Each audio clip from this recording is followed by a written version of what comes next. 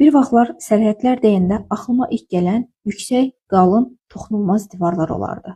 Və mən o divarların arxasında dayanıb gözləyirdim. Məni kim görəcək, kim anlayacaq? İncidiyimdə danışmazdım. Susa küsərdim. Mənim yerimə bədən dilim danışardı. Bir donuq üz, bir baxış, bir aralı duruş.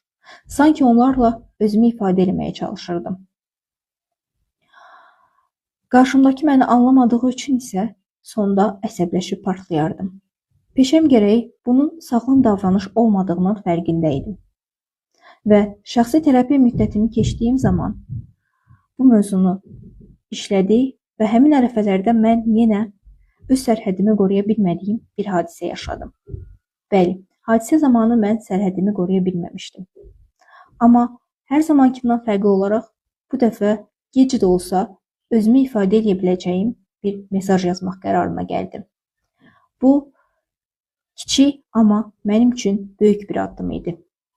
Çünki sərhəd çəkmək sadəcə anlıq bir reaksiya deyil.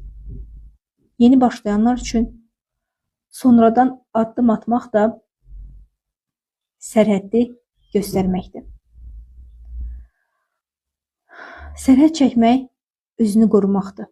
Özünü qorumaq üçün dürüst və şəfqətli olmağı seçməkdir. Pasiv agresiya ilə deyil, yumuşaq səslə bu davranışın mənə bu cür hiss etdirir deyə bilməkdir.